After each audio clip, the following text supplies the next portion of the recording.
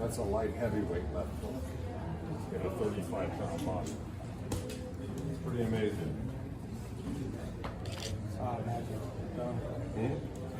You don't want to get hit by that. It's a fact. No fact. No.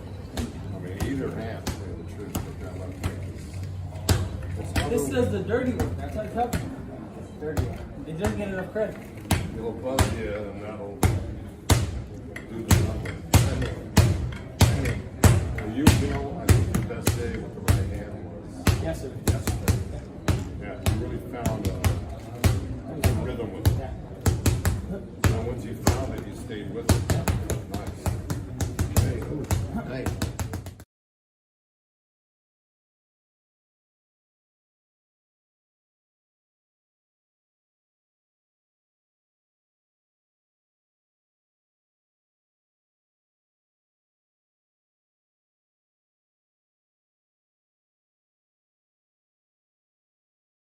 They say the left hand, it drop mountains. They say the right hand, be slaying dragons. All right, guys, so this is a very important video. It pertains a lot to Ryan Garcia and Mario Barrios and their upcoming fight. It's going to be a two-parter, so please bear with me. We'll start out with the first part.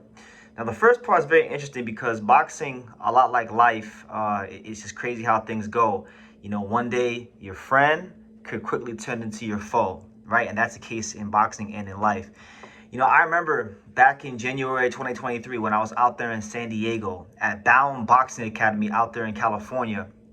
And I was there for the Ryan Garcia media workout. He had a media workout for his fight. I believe he was getting ready to fight Gervonta Davis, yeah. And Joe Goosen had just started training him, right?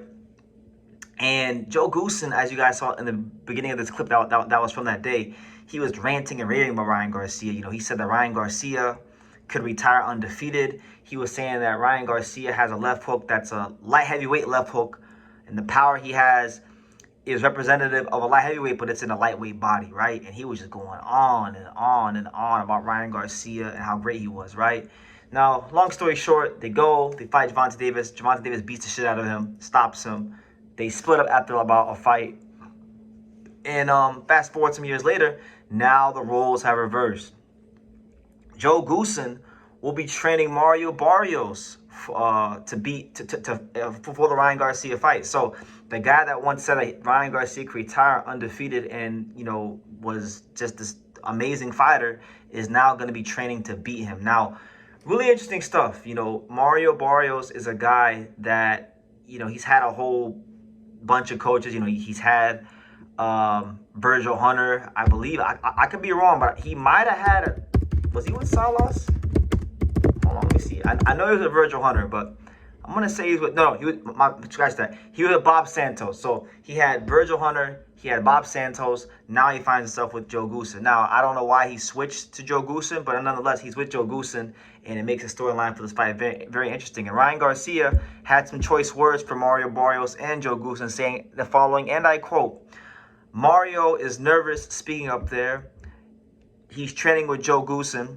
I'm about to cook these guys crazy." So there you go. So he's giving Ryan Garcia that extra motivation to go to another level in his training, along with the fact that this is Ryan Garcia's chance, finally, at the age of 27, to do what all of his peers have already done. You know, Devin Haney did it a while ago. Teofimo Lopez did it a while ago.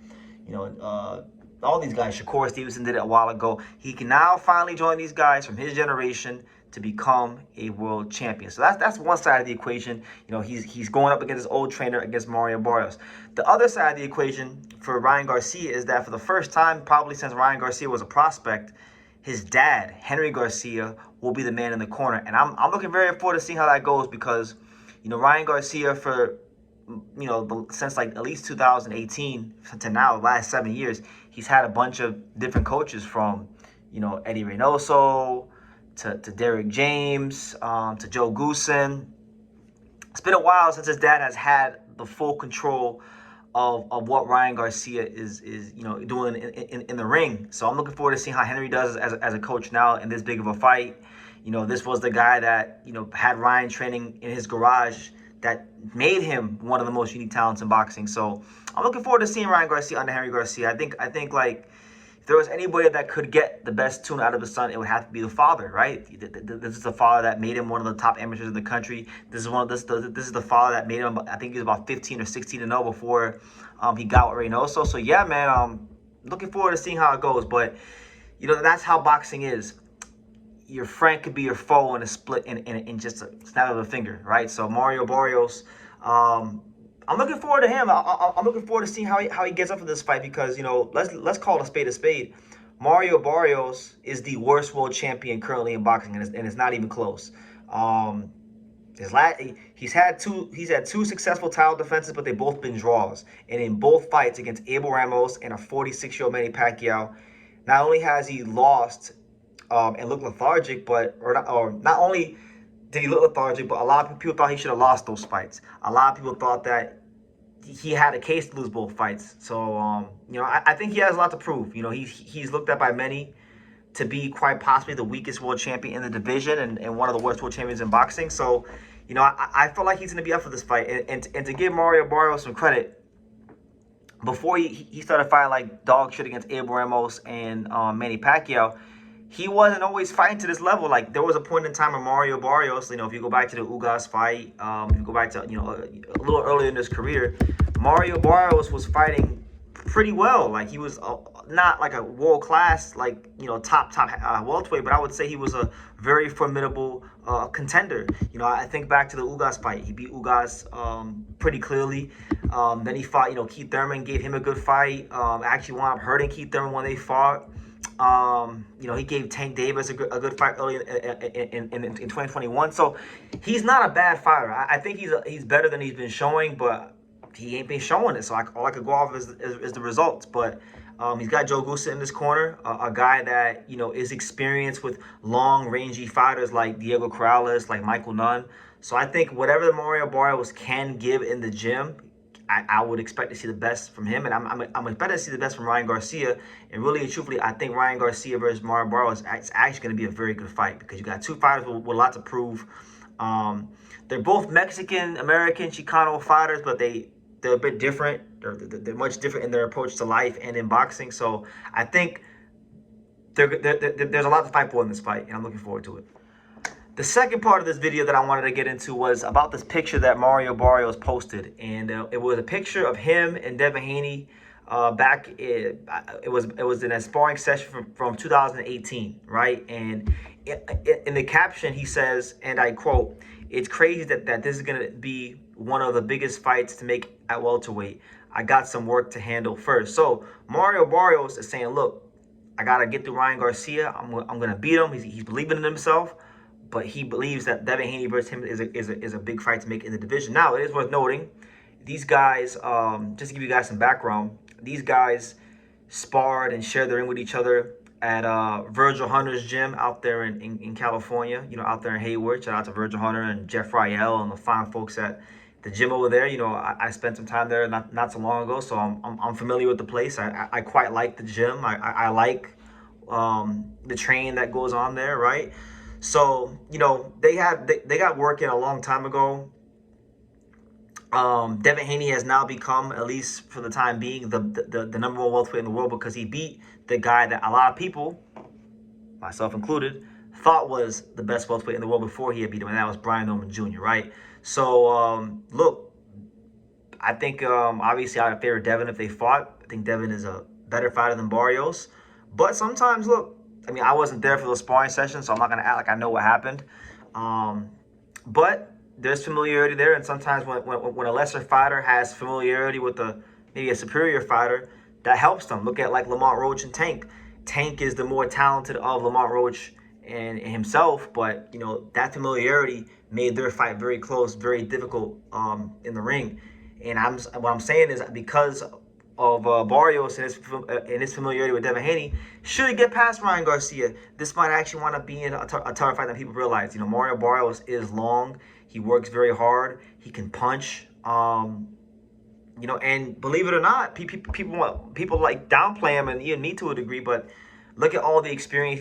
Look at all the experience he's been getting over the years fighting top fighters, guys like you know, Batir Akhmedov, Ryan Carl, Tank Davis, Keith Thurman, your Dennis Ugas. I mean, Abel Ramos, Manny Pacquiao. Like, he's been getting a lot of experience, and you can't ever overlook the value of experience. So he's saying that this is going to be one of the biggest fights in the sport one day.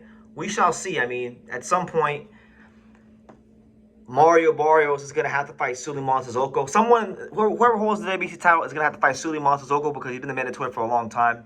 So, you know, we'll see what happens. But I think Devin Haney and Mario Barrios would be an interesting fight. You know, Barrios is he's 6 feet tall, 71 inch reach. What's Devin Haney's height? Because I know Devin Haney's not 6 feet tall. What's Devin Haney's reach? Devin Haney's pushing a what? He's 5'9", pushing a what? Same reach. So same reach. Barrios is a little taller, and he's familiar with him, so maybe it winds up being a real interesting fight. You know, obviously I favor Devin Haney in that fight, but we shall see. You know, it's really just hearsay because he got to get through Ryan Garcia, and you know, Ryan Garcia has a chance to finally become a world champion. His dad's in the corner for the first time in about 7 or 8 years as the head trainer. So there's a lot of moving parts in this Ryan Garcia fight. And Mario Barrios fight, and I'll have more to speak on that as we get closer. But these just are my initial thoughts on some of the storylines going into the fight, as far as, you know, Joe Goosen training Barrios, Ryan training with his dad for the first time in years, and then Barrios already talking about a potential Devin Haney fight and their history, you know, from sparring at Virgil Hunter's gym out there in California. So those are my thoughts, guys. You can leave yours down below. Make sure you guys take the time to subscribe, like I say in every single one of these videos. You can love me or you can hate me, but I'm just a kid from Dania. So until next time, take care, guys. Thank you for watching another video on the untouchable True School Sports Empire. For more great boxing videos just like this one, make sure y'all click and subscribe right over here.